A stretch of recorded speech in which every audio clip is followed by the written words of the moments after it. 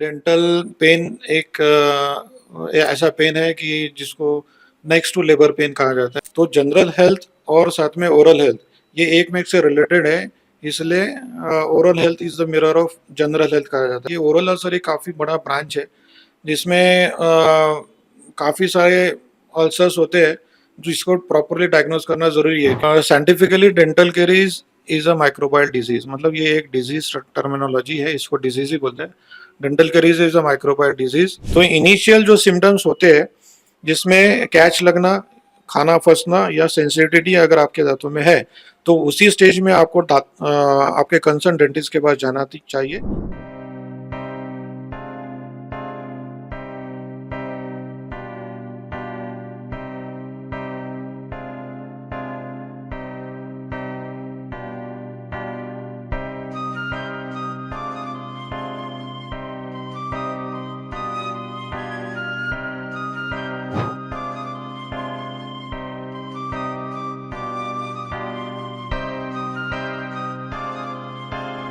कहते हैं स्वस्थ मन एक स्वस्थ शरीर में वास करता है।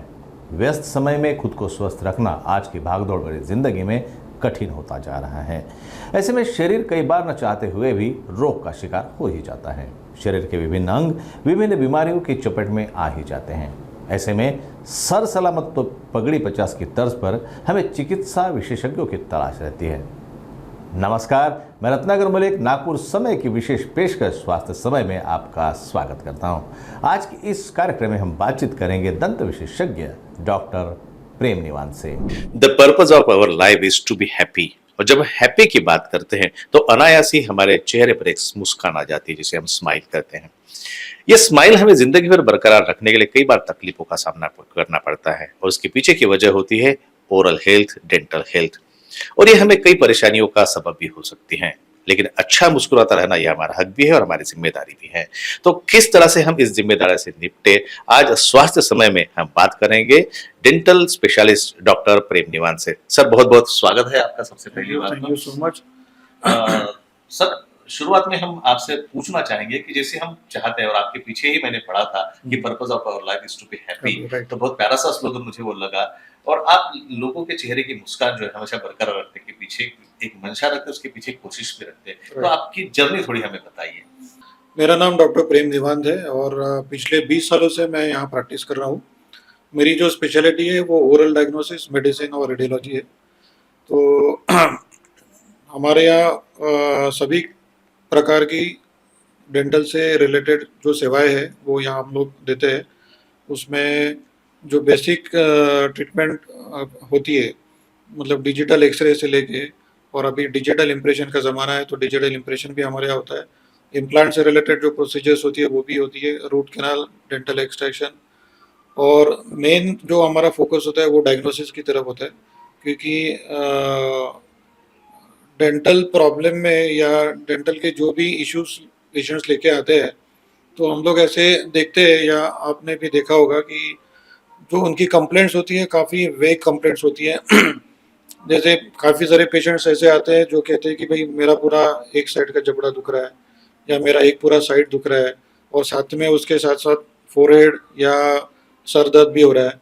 तो काफ़ी सारी वेग कंप्लेंट्स होती है, और उसका मेन डायग्नोसिस करना बहुत ज़रूरी होता है। क्योंकि कई बार दांतों में ऐसे प्रॉब्लम्स होते हैं कि उसको डायग्नोस करना थोड़ा सा डिफिकल्ट हो जाता है।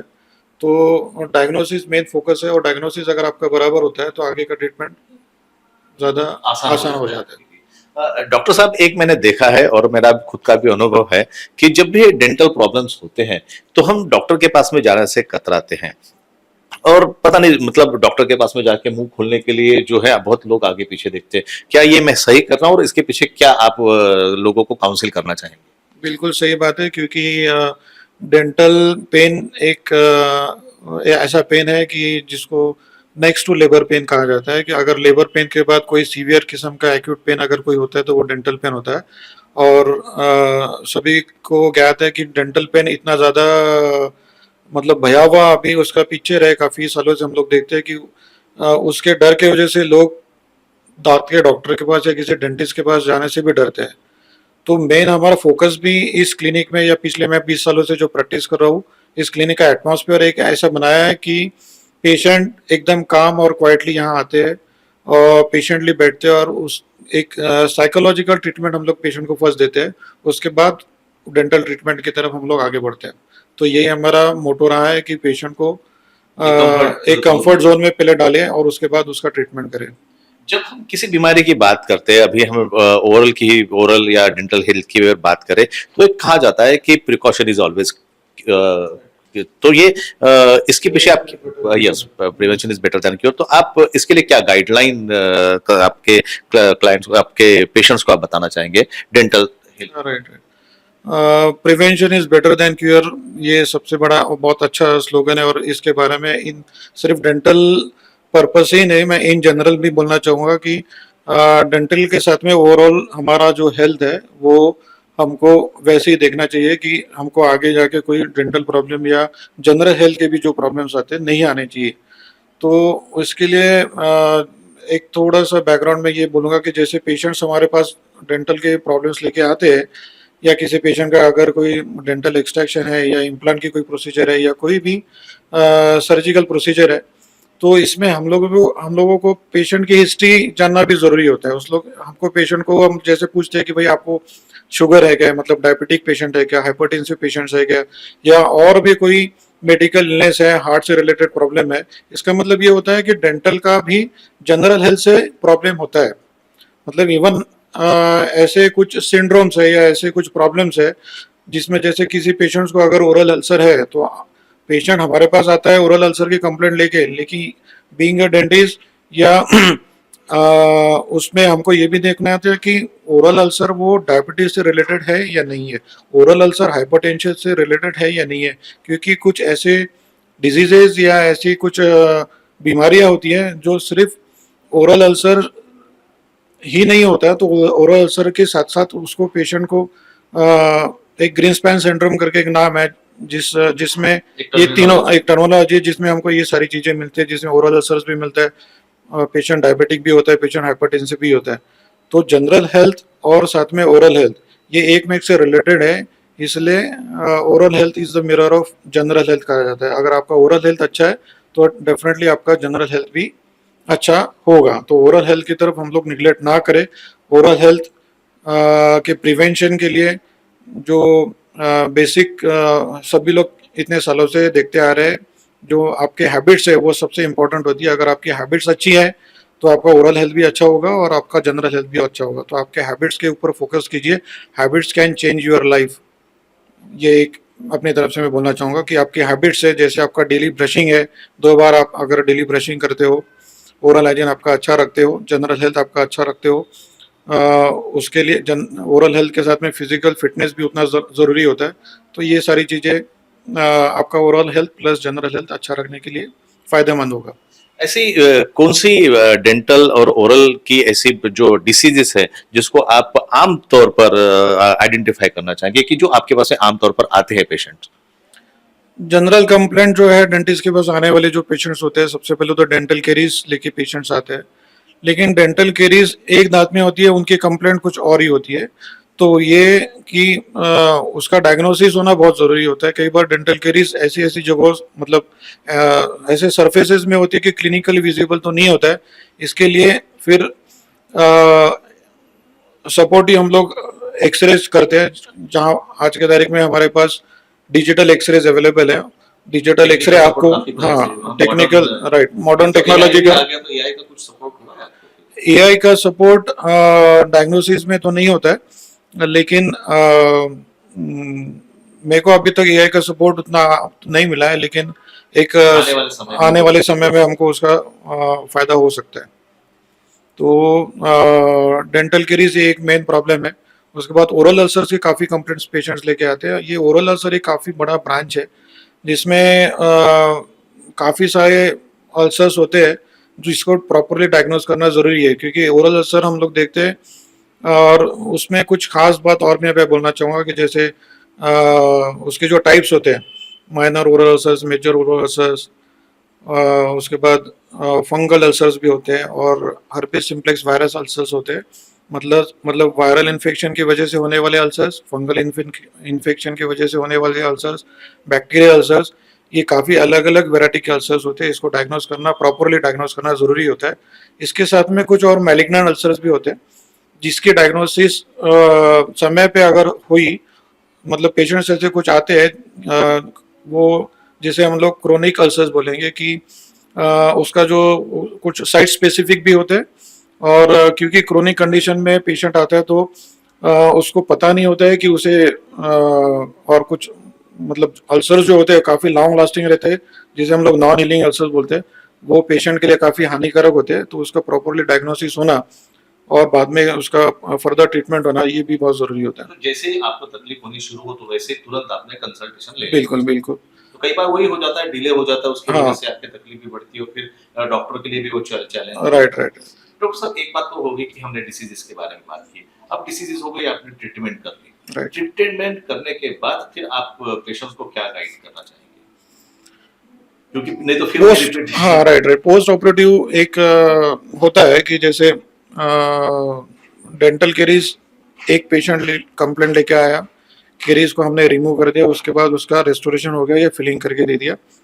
बाद में पोस्ट ऑपरेटिव या पोस्ट ऑप उसके बाद में उसको जो प्रिकॉशंस ली गई हैं, वो प्रॉपरली ब्रशिंग करना, उसके बाद वापस से ऐसी चीज़ें नहीं होना चाहिए करके, अगर कोई कंप्लेंट पेशेंट को ऐसे है कि दांतों में या मसूड़ों में कुछ प्रॉब्लम्स आ रही है, मसूड़े से अगर ब्लीडिंग हो रहा है और कहीं फूड लॉन्जमेंट हो रहा है, या कई बार सेंसिटिविटी की कंप्लेंट काफ़ी कॉमन होती है, पेशेंट सेंसिटिविटी की कंप्लेंट लेके आते हैं।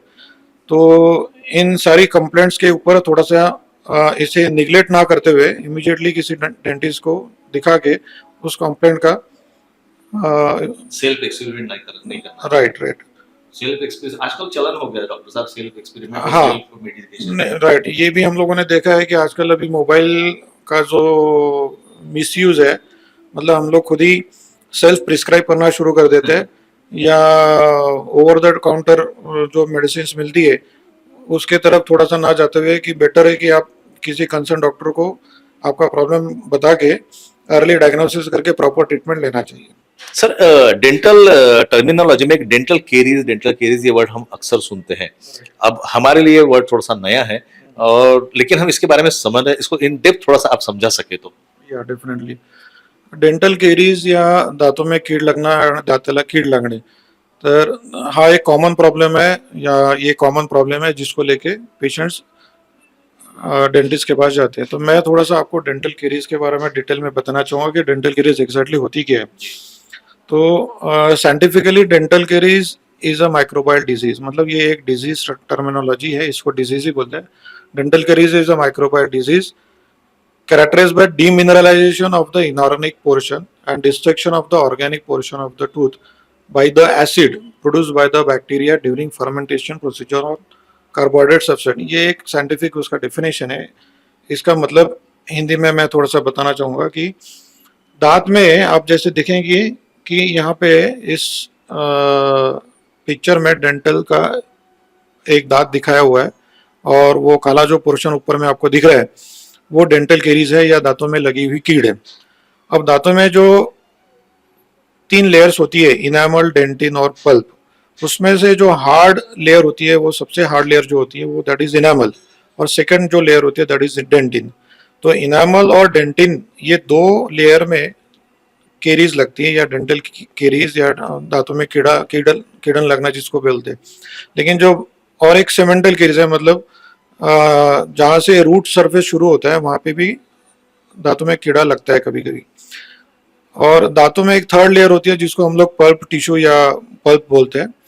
तो वो एक सॉफ्ट टिश्यूज होता है जिसमें नर्व्स और ब्लड वेसल्स होती है, उसमें डेंटल केरीज नहीं लगती। इसीलिए डेंटल केरीज जो होती है वो दांतों के जो फर्स्ट 2 लेयर्स होती है उसमें डेंटल केरीज लगता है। और इनिशियली अगर फर्स्ट लेयर जो होती है उसमें जब दांतों में कीड़न लगती है तो हमको पता चलता है कि कहीं फंस रहा है, खाना फंस रहा है या क्या चाहता है। तो उस समय पेन नहीं होता है, उस समय पेशेंट को पेन नहीं होता, लेकिन आपको समझ में आता है कि कुछ फंस रहा है।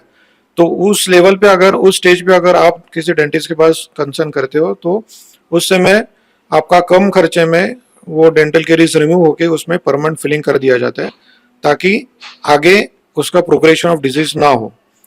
आगे जब कई बार होता क्या है कि लेकिन पेशेंट्स कभी भी फर्स्ट इनिशियल स्टेज में डॉक्टर के पास नहीं जाता है, जब उसको सेंसिटिविटी फील होती है, मतलब जब सेकंड लेयर जो होती है डेंटिन जिसके हम लोग कहते हैं, तो डेंटिन में जब केरीज लगती है तो सेंसिटिविटी की फीलिंग होती है। आप जब ठंडा गर्म पानी पीते हो तो आपको थोड़ा सा सेंसिटिविटी फील होता है, मतलब चमक लगता है, हल्का सा दांतों में चमक लगता है। उस स्टेज में भी अगर आप जाते हो तो भी उसमें फीलिंग होती है, उसमें भी आपको रूट कैनाल जैसी प्रोसीजर्स करने की जरूरत नहीं पड़ती, जो कि काफी कॉस्टली होती है। तो इनिशियल जो सिम्टम्स होते हैं जिसमें कैच लगना, खाना फंसना या सेंसिटिविटी अगर आपके दांतों में है, तो उसी स्टेज में आपको आपके कंसर्न डेंटिस्ट के पास जाना चाहिए। और उस स्टेज में अगर आप जाते हो तो इमीडिएट आपका दांत जो है वो बचेगा, उसमें जस्ट फिलिंग करके वो आपका दांत पूरी तरीके से कवर हो जाता है या प्रोटेक्ट हो जाता है। फर्दर उसका जो प्रोग्रेशन ऑफ डिजीज है वो नहीं होगा, आपको रूट कैनाल करना नहीं पड़ेगा। लेकिन अगर जब पेशेंट को पेन होना शुरू हो जाता है तो उसका मतलब ये होता है कि जो आपका डेंटल केरीज है, जो केरीज पोर्शन है, वो काफी डीप तक यानी पल्प टिश्यू तक चले गया है। उसी समय में severe pain, severe acute pain शुरू होता है, उसके पहले पेन नहीं होता है। तो जब पेशेंट को पेन शुरू हो जाता है उस समय फिर रूट कैनाल या एक्सट्रैक्शन, ऐसे दो ही प्रोसीजर्स है। लेकिन क्योंकि आज के तारीख में रूट कैनाल ये एक एडवांस प्रोसीजर है और उसकी एडवांस तरीके से एंडोमोटर जैसी कुछ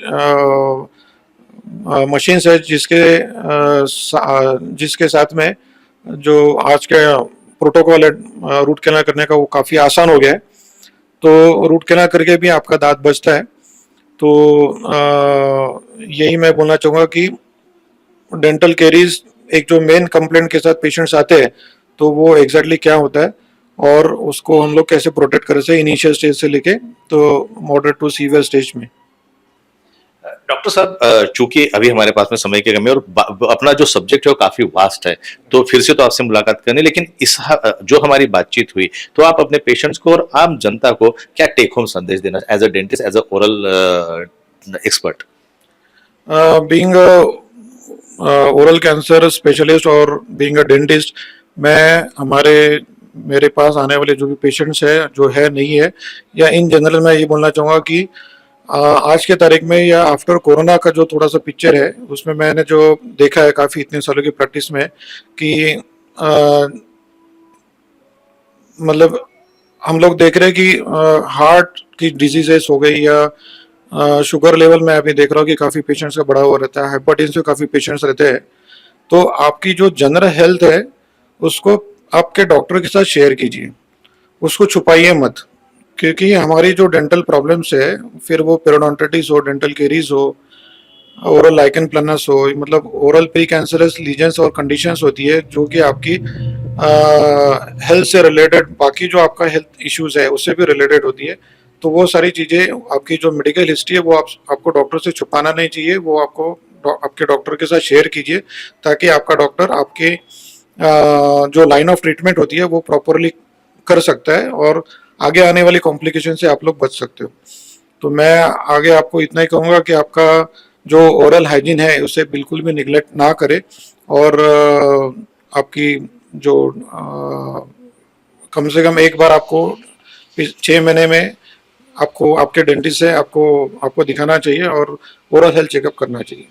बिल्कुल सही बात कही डॉक्टर साहब आपने, कि जैसे हम पहले ही शुरुआत में कह रहे थे कि मुस्कान जो हमारे चेहरे की बरकरार रखनी चाहिए, तो मुस्कान एक भावना जरूर है, लेकिन उसके पीछे हमारा स्वस्थ शरीर, स्वस्थ मन भी बहुत अच्छा किरदार निभाता है। हम बात कर रहे हैं डॉक्टर प्रेम नीमान से, जो कि ओरल स्पेशलिस्ट और डेंटल स्पेशलिस्ट है। ऐसी बातचीत के लिए स्वास्थ्य समय में फिर आपसे मुलाकात होगी, तब तक के लिए धन्यवाद सर, बहुत बहुत शुक्रिया आपका हमारे से बात करने के लिए। Thank you. नागपुर समय की ये पहल है जो स्वस्थ समाज को बढ़ावा देने के लिए की जा रही है। ऐसे स्वास्थ्य चिकित्सा से जुड़े अन्य विशेषज्ञों से बातचीत करेंगे और जानेंगे स्वस्थ जीवन जीने की कला को।